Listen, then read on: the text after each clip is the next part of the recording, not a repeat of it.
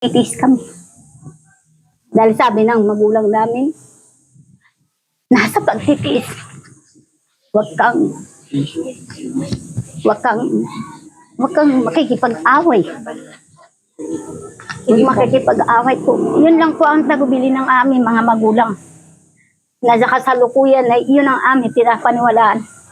Trending nga ngayon yung documentary ni Miss Cara David tungkol dun sa ibinasurang paraiso sa mga Aita. Tapos naalala ko parang may same issue siya dun sa recent lang na nagpa-edit sa akin. Ito naman project nila sa school. Meron silang in-interview. Hindi ko to napanood ng buo dahil kinuhanan ko lang siya ng clip. Sabi lang sa akin, mamiyak nga tong isang Aita rin na ini-interview. Ito, panoorin natin ngayon yung full video nung interview na yun. Magandang hapon po, ma'am. Ako po si Sarah po from LTC. Maaari ko po ba malaman ang inyong pangalan?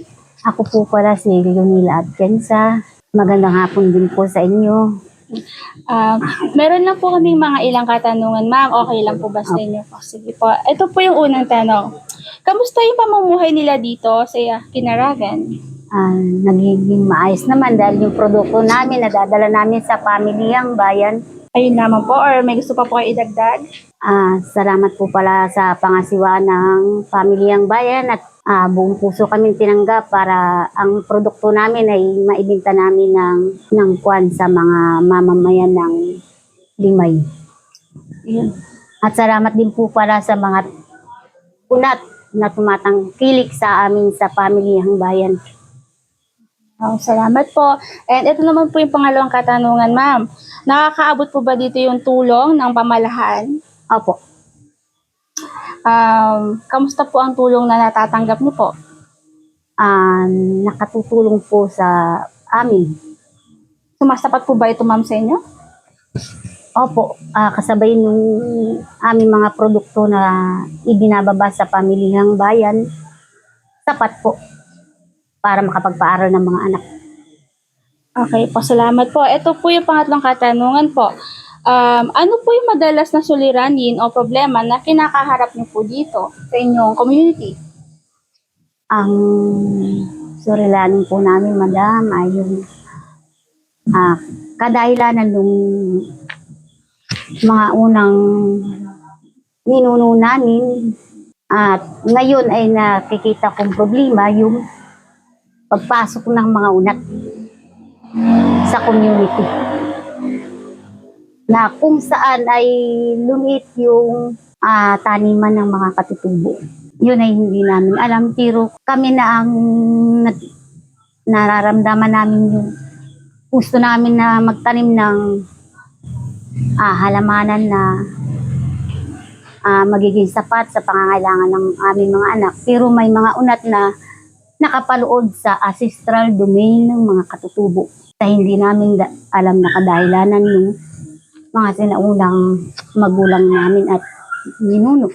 Nagkukusang loob na makapagtanim kami sa kanilang area, mga unat, na sana ay hindi namin naranasan sa kasalukuyan. Sige, pero sa dahilan nga na ay hindi namin alam yung punot dulo nung mga sinaunang katutubo, titiis kami. Dahil sabi ng magulang namin, nasa pagtitiis. Huwag kang makikipag-away. Huwag makikipag-away po. Yun lang po ang tagubili ng aming mga magulang. Nasa kasalukuyan ay yun ang aming pinapaniwalaan. Na pagdating ng araw, makikita ng mga unat kung paano kami naghihintay na ibalik yung lupain. Total naman, napakinabangan naman nila, di ba? Opo. Yun lang po. At sana po ay maunawaan at kailangan din po namin ng pagmamahal. Yes po. Opo. Pagmamahal at pangunawa. Ngayon po, ano po ba ang inyong gustong solusyon po sa inyong mga problema na yan? Kung meron po kayong naisabihan, pwede niyo na po siyang sabihin, ma'am. Kung ano po inyong saloobin? Ay, lang po yung, kasi po yung malasakit mahalaga eh. Di ba, ang katutubo ay parang hirap sa edukasyon na makamit ang tuktok. Dahil sa hirap ng buhay, minsan ang iba gusto mapag-aral, yung magulang walang itustos. Dahil minsan hindi sapat yung kinikita. Dahil dungaw sa liit ng taniman. Hindi naman po kami pwedeng pumunta sa kabundukan dahil unang-una iniisip namin ng mga unat na katulad ninyo. Kasi kaming mga katutubo, mahal namin ang bundok. Ayaw namin yan naputulin. Opo. Ang kinukuha namin dyan ay yung mga tuyo. Dahil ipinagbawal nga ng ating pamahalaan na mag-uling. Dahil yung uso ng layer, kahit sa liit ng aming sinasaka, ito'y pinagtsatsagaan. Dahil andyan ang mga kapatid natin, mga unat. Ayaw namin na makaapak ng karapatan nila. Kaya yung maliit na saka na pinagtsatsagaan para pagmulan ng ikabubuhay at itustos doon sa mga estudyante ng mga katutubo. Dati nga po, mayroon pong service yung mga katutubo. May service sila. Siguro sa kakulangan din ng pamunuan ng katutubo, hindi nila na ipapalo up yung service para yung mga college level makarating. Yun lang siguro ang kulang ng mga katutubo, yung follow up kasi medyo nagkakaroon ng diskriminasyon. Baka hindi pa unlakan. Maghintay lang. May mga mata naman sila eh. Nakikita naman yung kakulangan.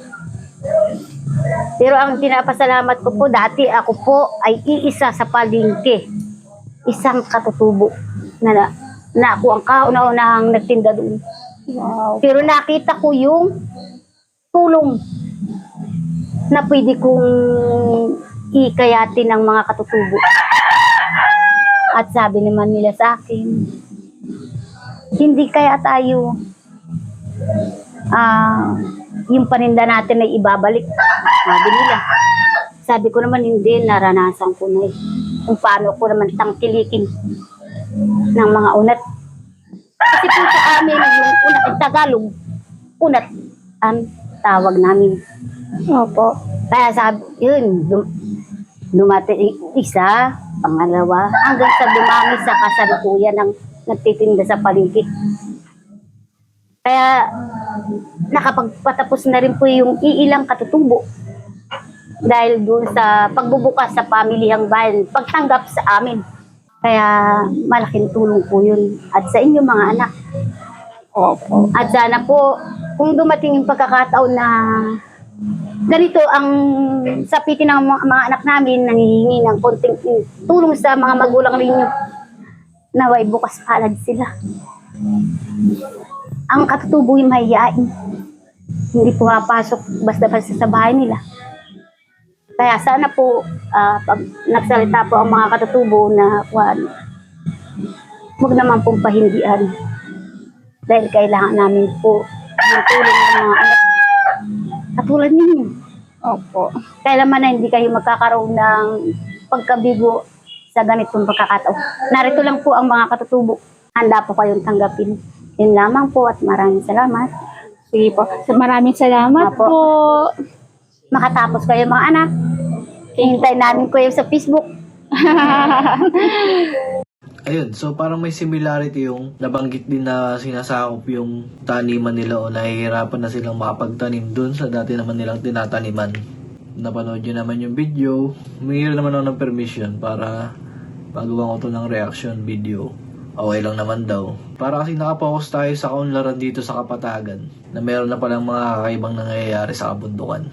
So sana yung mga susunod na makaupo ay mas maging makatao, makabayan, at maging pata sa lahat. Share ko lang yung video na to. Dahil sayang, maganda naman yung pagkaka-interview. Hindi rin masyadong nagamit dun sa pina-edit sa aking video. Dahil hindi na nga sasapat dun sa time limit. Yun lang.